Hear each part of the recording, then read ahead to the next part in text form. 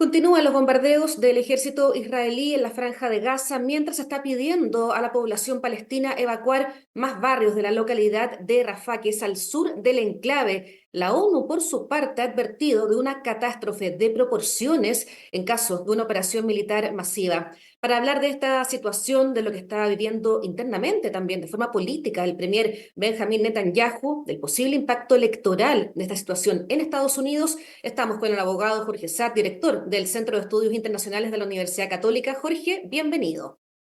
Buenos días, Gabriela. Muchas gracias por la invitación. A ver, llevamos más de 7 meses de guerra, Jorge, miles de muertos, desplazados.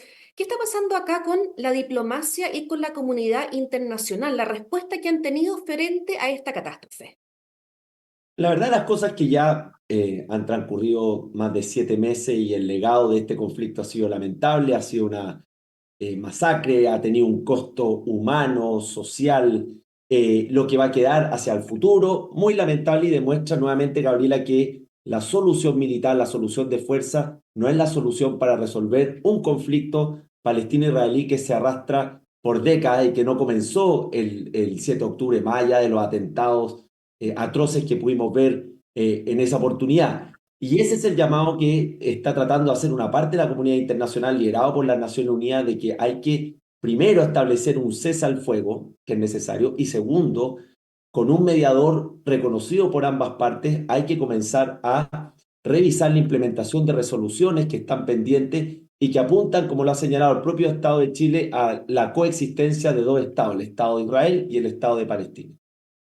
Como usted dice, Jorge, este es un conflicto que lleva décadas y claro, se ha tratado en otras oportunidades de colocar un mediador, de tratar de firmar algún tipo de acuerdo, pero estamos en el 2024, estamos en plena guerra. ¿Cómo se podría lograr la estabilidad de la región? ¿La solución pasa por eso, del tema palestino es clave para la estabilidad de la región? Yo creo que lo que ocurrió con el conflicto palestino-israelí es que se invisibilizó en años anteriores, especialmente porque el centro de atención en Medio Oriente estuvo con ISIS, la guerra civil en Siria, lo que ocurrió también en la situación de Irán, todo lo que era la negociación del acuerdo nuclear, y este conflicto que ya se arrastra por más de 7 décadas se fue invisibilizando.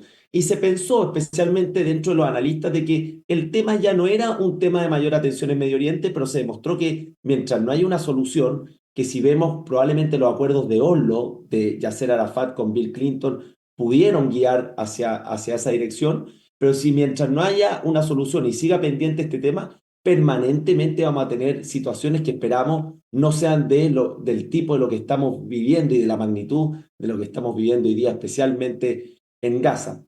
Por lo tanto, este es un nuevo llamado de que este tema hay que volver a sentarse en la mesa y que la solución no es, Gabriela, militar, es una solución política diplomática, por el bien de la libertad del pueblo palestino, pero también por la seguridad a largo plazo de Israel.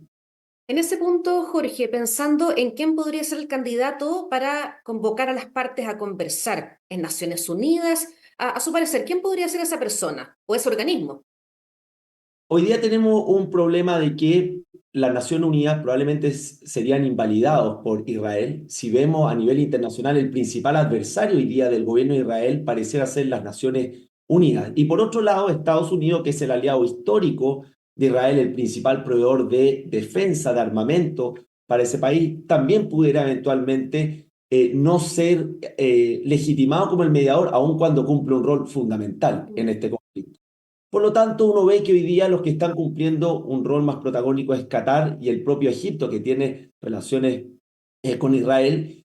Y por ahí podríamos pensar nosotros en alguna suerte de mediación que ya la están realizando para buscar el cese al fuego. Y esto es importante, Gabriela, porque, por ejemplo, si tú vas a otro conflicto, la guerra de Rusia en Ucrania, parte de las dificultades del nulo avance o de que no se ve una luz al final del túnel es que no hay ni siquiera nombrado un mediador. Y eso va a ser fundamental pensando en los próximos pasos en este conflicto.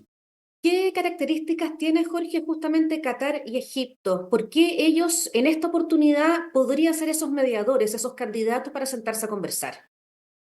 Egipto cumple un rol fundamental, además tiene una zona fronteriza con la propia Palestina, con la zona de Gaza, tiene relaciones diplomáticas con Israel, a pesar de que ha ido endureciendo su posición, va a sumarse probablemente a la demanda ante la Corte Internacional de Justicia que se está persiguiendo contra la acción de Netanyahu. Y en el caso de Qatar, Qatar cumple un rol fundamental. Es un aliado y tiene relaciones importantes con Estados Unidos, tiene obviamente recursos naturales, especialmente petróleo, reserva de petróleo de manera importante, y Qatar siempre ha cumplido una función, por ejemplo, en todo lo que es el financiamiento de la Autoridad Nacional Palestina vía Israel.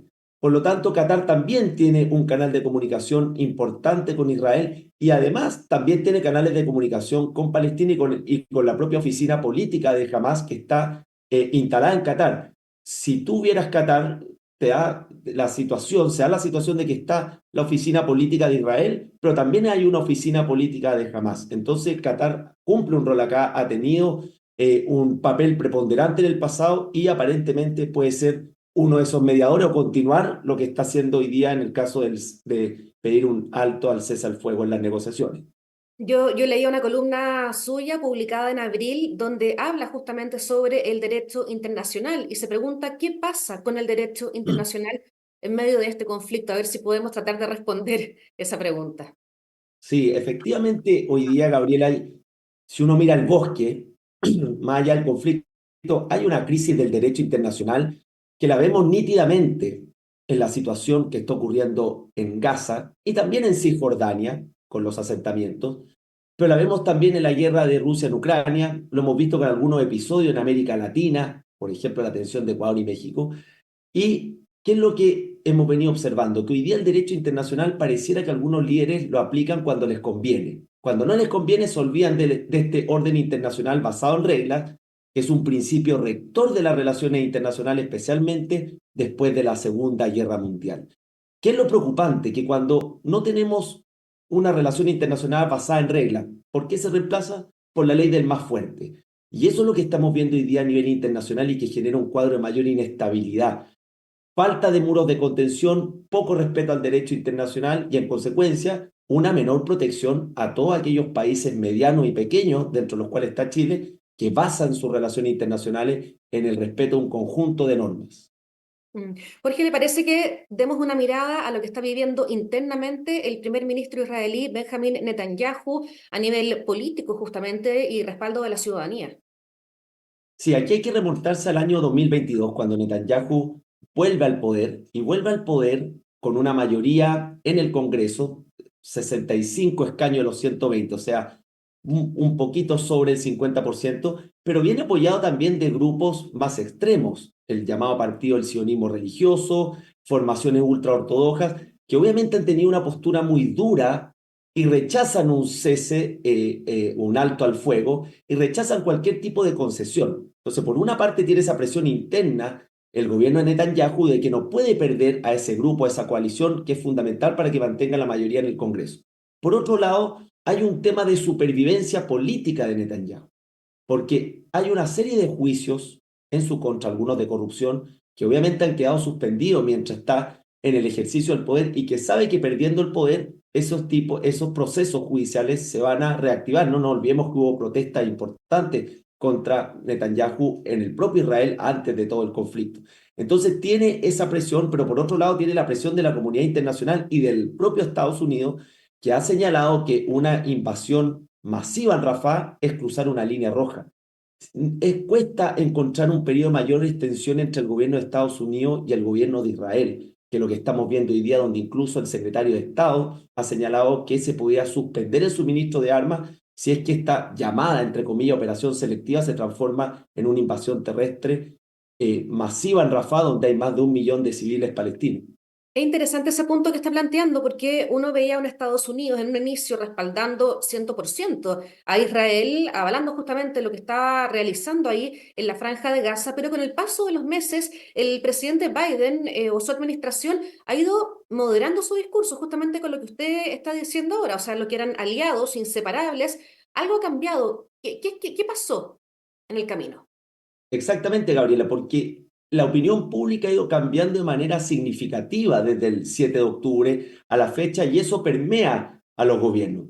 Fíjate que la encuesta de Gallup, una consultora internacional a fines de marzo, muestra que el apoyo a la acción militar de Israel en Gaza ya no supera el 36%, y en los demócratas, y ahí entramos en la situación política interna, solo el 18% apoya la acción y más del 70% la rechaza. ¿Cuál es el problema que tiene Biden? Que por una parte Estados Unidos cumple un rol fundamental en la que es llamada seguridad de Israel, es el principal proveedor de defensa, hay una ley que obliga a Estados Unidos a un aporte de varios millones de dólares anuales en armamento en defensa.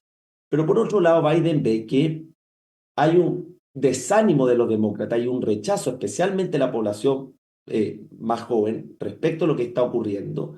Eso ayuda a este desánimo general de los demócratas porque en todas las encuestas Trump parece ir liderando, y no significa que ese voto se va a ir de apoyo a Trump, sino que ese voto, esas personas probablemente no concurran a votar. Ahí hay un primer punto. Un segundo punto es que hay estados claves, estos estados bisagra donde se juega la Sí. elección, como Michigan, Georgia y Pensilvania, ¿Qué especialmente pasa Michigan. ahí justamente en esos estados? Yo creo que es bien interesante hacerle como una suerte de zoom. Exactamente. Michigan, Georgia y Pensilvania fueron estados claves para la recuperación de la elección de los demócratas e incluso para Trump cuando gana el 2016.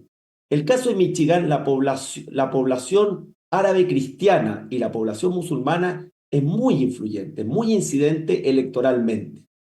Y en general la comunidad árabe cristiana y musulmana, si lo llamamos a los tres estados, es muy importante. Esa población claramente está mostrando un rechazo a la acción de Estados Unidos y está presionando a que ponga mayores límites a la acción militar de Israel. Por lo tanto, ya pasa a ser un problema de política interna para Biden, porque eventualmente podría comprometer esos tres estados por la situación que se está dando en el caso de el conflicto en Gaza. Entonces, si vemos la base demócrata, especialmente en los jóvenes, este desánimo, sumamos estos tres estados claves y sumamos, ojo, un cambio en la opinión pública estadounidense a nivel global respecto de lo que está ocurriendo en Palestina y específicamente en Gaza, claramente le genera un problema mayor electoral a Biden para noviembre. Habrá entonces lo más probable lo que usted dice, este posible impacto electoral en estas elecciones en Estados Unidos, bueno, sumado a todos los temas internos de Estados Unidos y a los candidatos, a Trump y también a Biden. Exactamente. Se Hay ve una dimensión. complejo, perdón. Disculpa, Gabriel, que hay una dimensión que ha tomado este conflicto que vuelve a demostrar lo importante que es de verdad avanzar en una solución política diplomática en el conflicto palestino-Israel y cómo también ha permeado la opinión pública, porque no nos olvidemos que hoy día en la era de las redes sociales hay mucho más acceso a información e imágenes y por lo tanto las personas se sensibilizan más frente a los conflictos bélicos, frente a la guerra y frente a las masacres humanas que estamos viviendo. Claro, uno se pregunta cuál podría ser el punto de inflexión que lleve a Netanyahu a decir, ok, ya no más. ¿Sería ceder finalmente a la presión internacional? Se ve complejo el escenario. Creo que el punto de inflexión es la definición de un cese al fuego y la entrega de los cerca de 100 rehenes que todavía estarían en manos de Hamas. Eso como un punto inicial para volver a sentarse en la mesa con un mediador y avanzar primero en el respeto a resoluciones que establecen la creación del Estado de Palestina. Y no estamos hablando hace un año, estamos hablando de una resolución del año 47 y la implementación de las distintas resoluciones que garantizan la coexistencia del Estado de Israel y el Estado de Palestina. Mm. Perfecto. Jorge Sad, muchas gracias por habernos acompañado hoy día. Muchas gracias por la invitación y buena semana a todos los que nos están viendo. Igualmente. Y a ustedes los invitamos a que sigan con nosotros aquí en emol.com.